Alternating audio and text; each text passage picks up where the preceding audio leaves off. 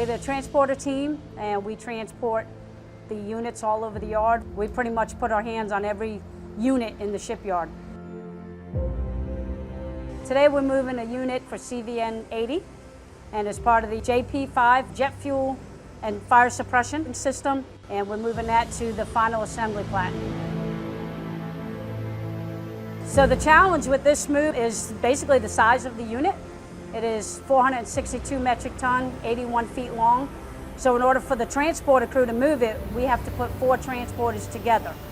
And you piece them all together and you program it to act as one machine.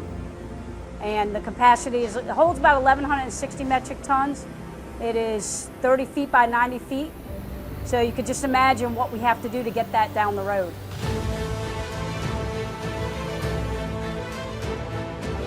We move so many units, and it's a lot of communication. These guys are very professional, very good at what they do. And quite honestly, a lot of times we make it look very easy.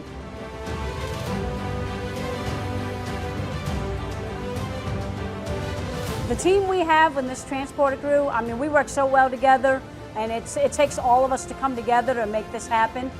You have one operator, you have to have guides out in front that are watching everything. To go down the road with something that large, we literally had a plan for about a week to make sure our travel path was clear. So it's very important. It's important that we work well together. We have a lot of fun with it, and I know that I take pride in it, and so does everybody in this crew.